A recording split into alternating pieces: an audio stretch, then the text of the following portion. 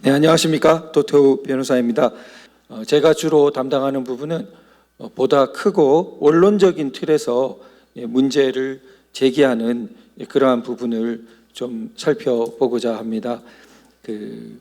이 본질적으로 사실혼 관계와 피부양 동성 동반자, 앞으로 이 판결문에 동성 동반자라고 되어 있어서 그 명칭을 쓰도록 하겠습니다.를 동일하다고 본 그 후반부 논지보다 더 앞서서 근본적으로 헌법 질서를 파괴하고 교란하는 부분이 있기 때문에 그 부분을 그 대법원 판결문에서 별개의 의견, 소수 의견이 잘 지적하고 있습니다.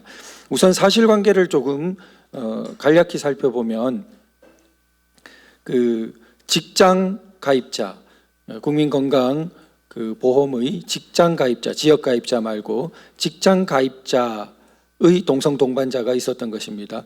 근데 직장 가입자의 경우에는 이제 배우자, 직계 존비속, 형제자매 이런 분들이 뭐 소득 요건 이런 거 따져서 피부양자로 자신의 보험료를 내지 않고 이 보험 혜택을 받을 수 있는데, 그 직장 가입자의 동성 동반자가 자기도 피부양자로 인정해 달라 이렇게 신청을 했다가 중간 과정 생략하고 말씀드리면 거부되었습니다. 그러자 행정 소송을 낸 것입니다. 이러한 거부 처분이 부당하니까 취소해 달라.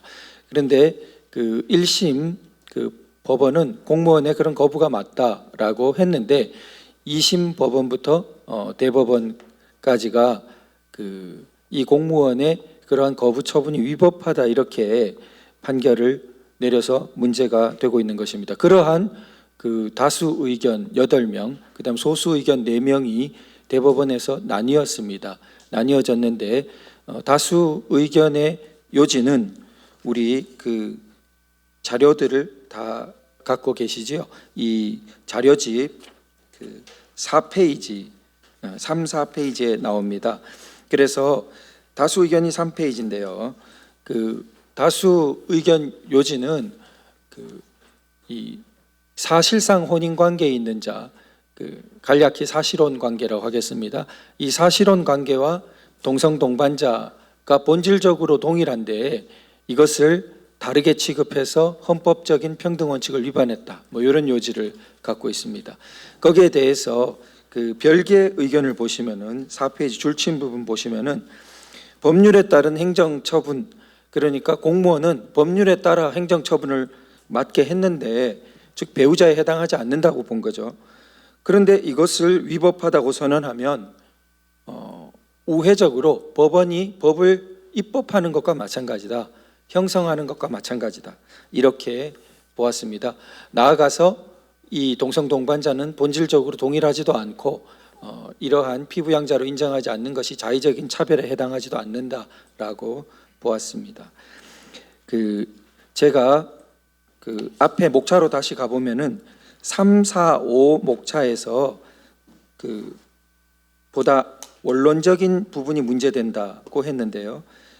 첫 번째로는 3을 보시면은 법원이 이 문제를 해결하는 방식이 타당한가 이렇게 별개 의견이 이제 문제를 제기하고 있는데 결론적으로 위헌 법률 심판이나 입법 쪽으로 갔어야 된다. 그것이 11페이지 넘겨보시면 11페이지 첫째 줄에 별개 의견이 명시하고 있습니다. 입법이나 위헌 법률 심판제도 활용 방식을 취했어야 한다 이렇게 보는 것이죠.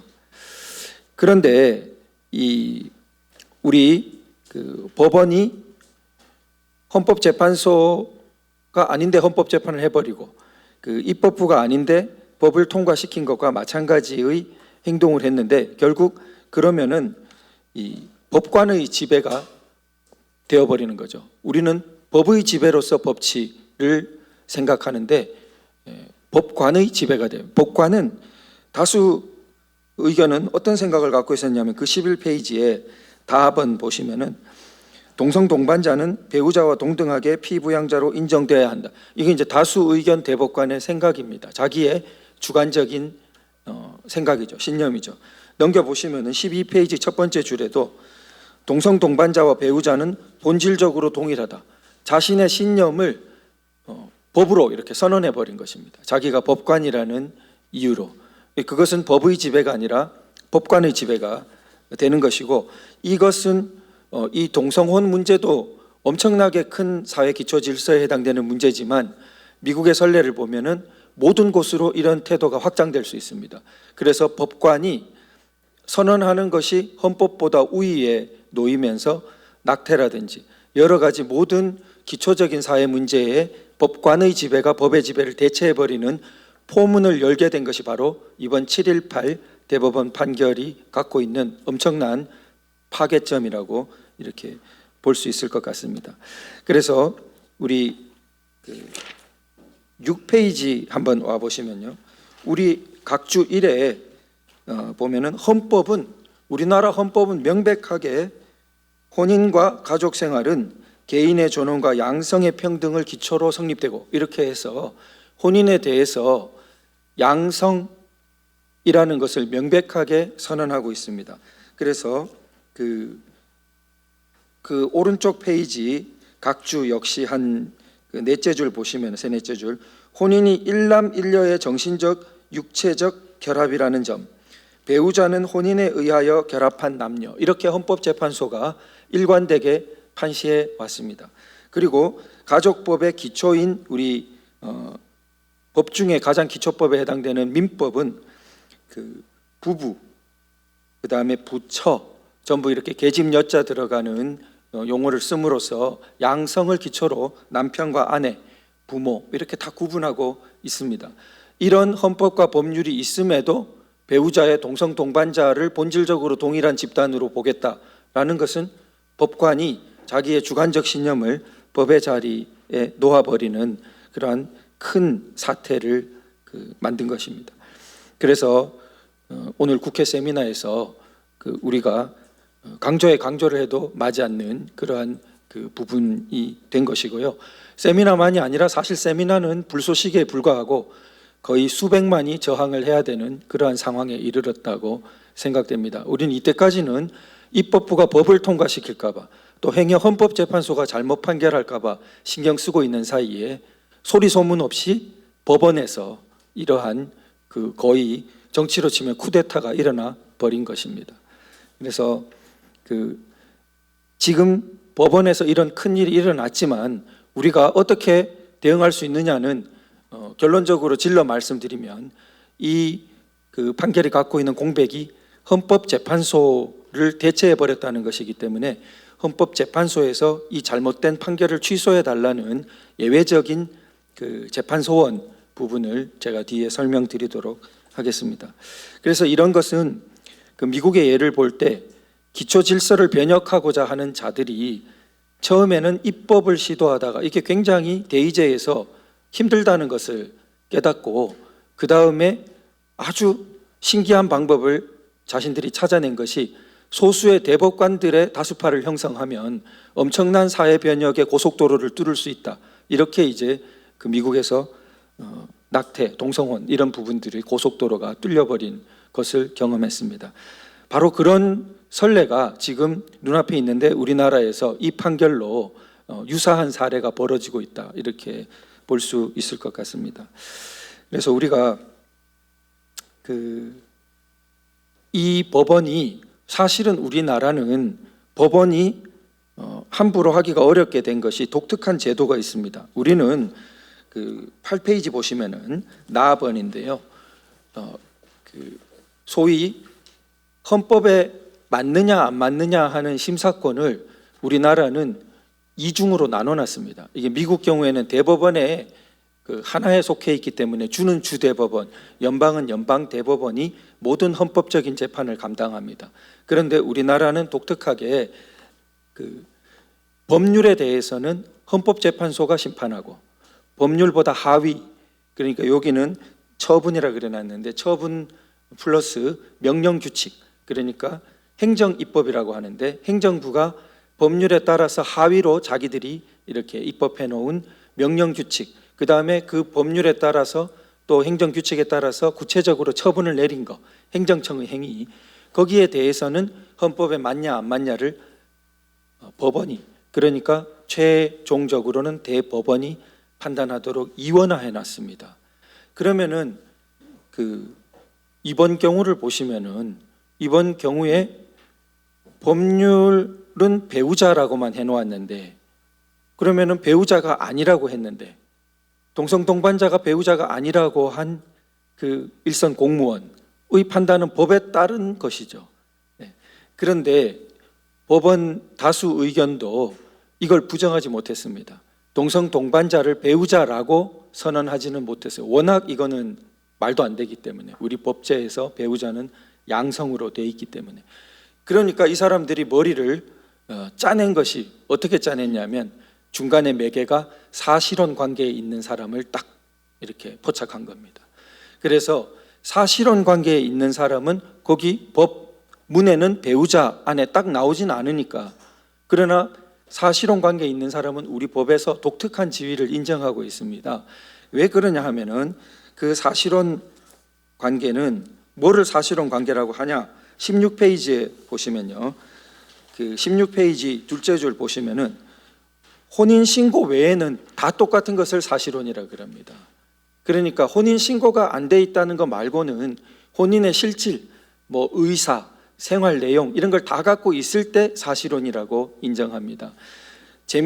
이렇게 제가 하나 부가적으로 말씀드리면, 따라서 우리나라는 일부 일처제이기 때문에 중혼적 사실혼은 인정 안 해줍니다.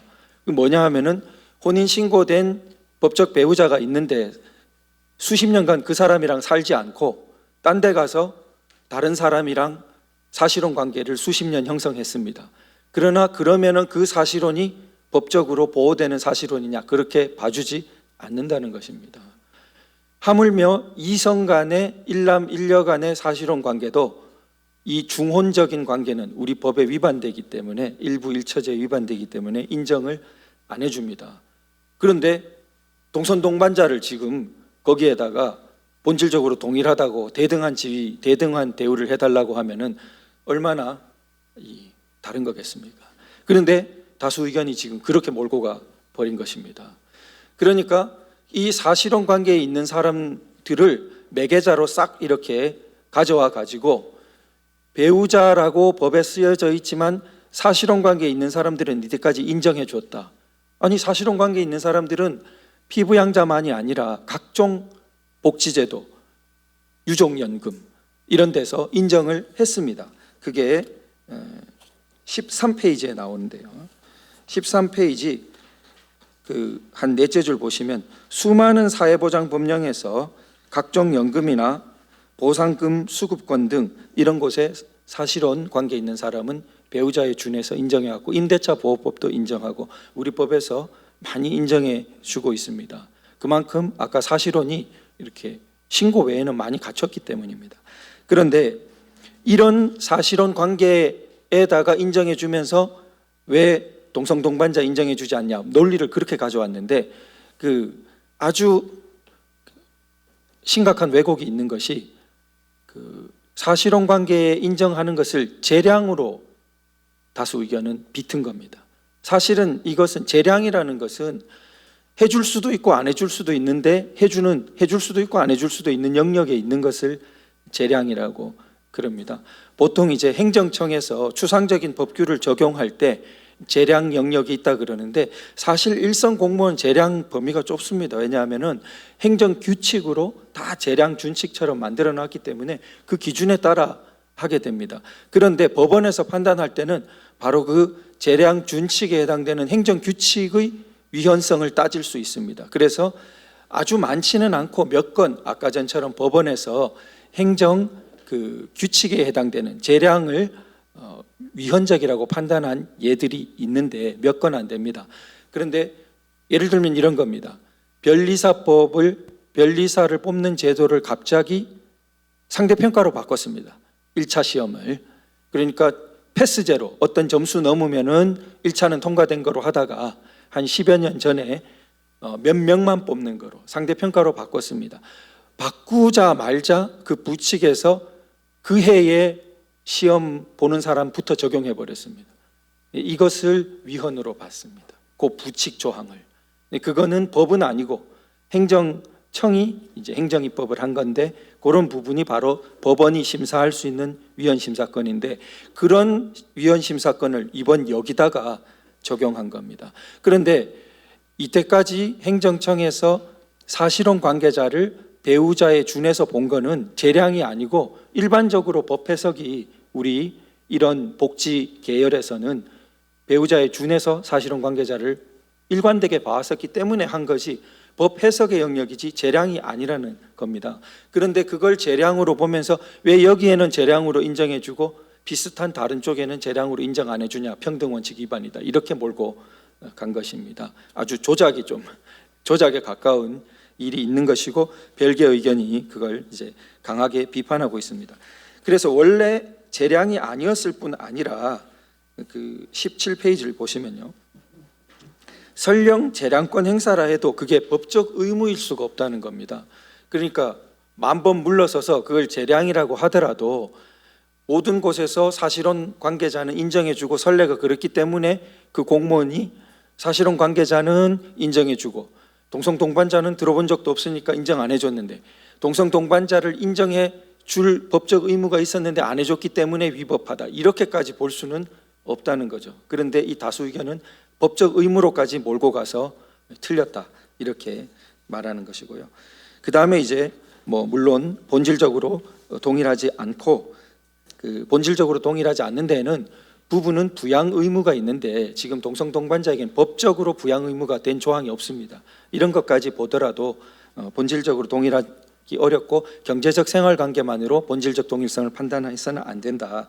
그 다음에 그 피부양자라는 것이 추가적인 혜택의 성격이고 지역 가입자에게는 아예 피부양자 제도가 없습니다. 배우자도 따로 돈을 냅니다. 그러니까 직장 가입자의 피부양자 인정은 추가적인 혜택일 뿐인데 그걸 이런 엄격한 평등 원칙으로 몰아갈 수 없다. 그래서 우리 19페이지 밑에서 넷째 줄 보시면은 어떤 국민도 부정되거나 배제되지 않는다. 동성 동반자가 건강보험에서 배제된 것이 아닙니다. 그런데 배제된 것이 아닌데 이것을 그 다수 의견은 어떤 프레임을 씌우냐면 21페이지 가보시면요, 밑에서 다섯째 줄 보시면 사회와 국가의 공인된 보호를 받을 존재 가치를 부정당하는 것, 이렇게 몰고 갑니다.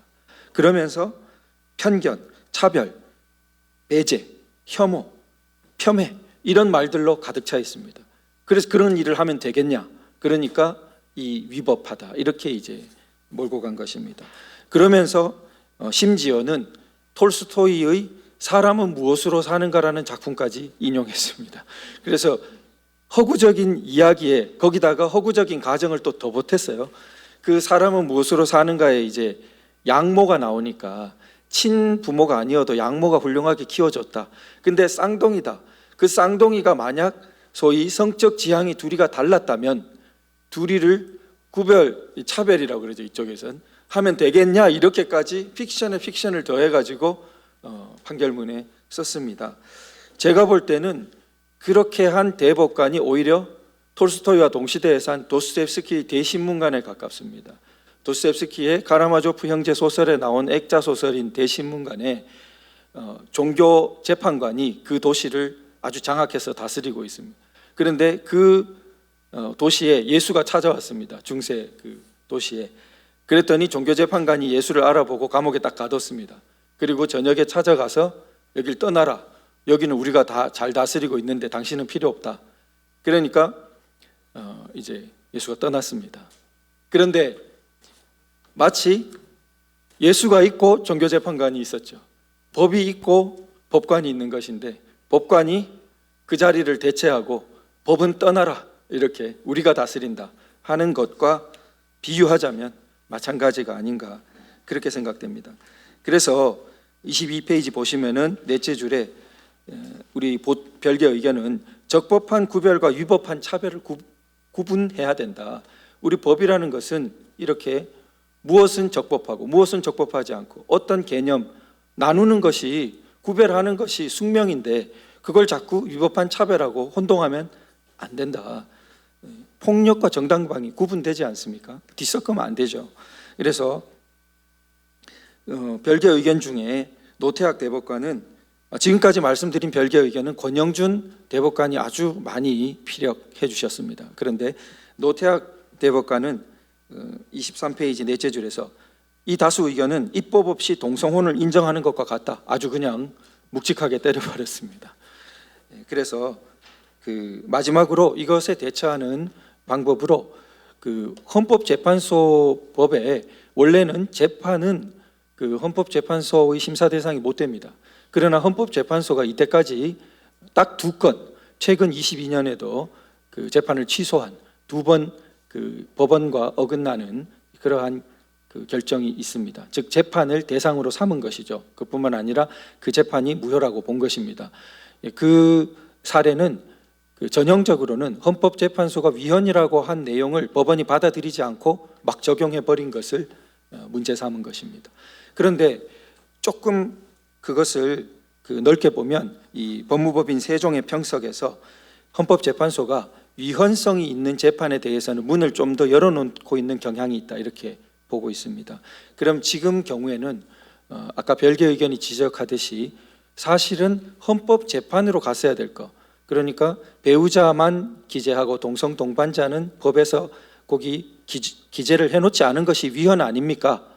이렇게 들고 갔어야 되는 내용을 헌법재판으로 묻지도 않고, 우리나라 헌법재판은 법관이 묻거나 법관이 만약에 안 물으면은 당사자가 물을 수도 있습니다. 법관한테 물어달라 했다가 그 위헌성을 안 물으면은 그 절차만 거친 다음에 직접 당사자가 헌법 소원을 낼 수 있습니다. 그렇게 갔어야 되는 절차를 완전히 그렇게 갔으면은 사실은 위헌 판단받기 어려웠겠죠. 너무 다르니까 둘이가. 그러니까 어떻게 보면 그런 길을 잘라버리고 헌법재판소의 권한을 월권해버린 거죠. 그런 부분은 심각한 권력분립 위반이고 앞으로 공무수행을 할 때 굉장히 문제됩니다.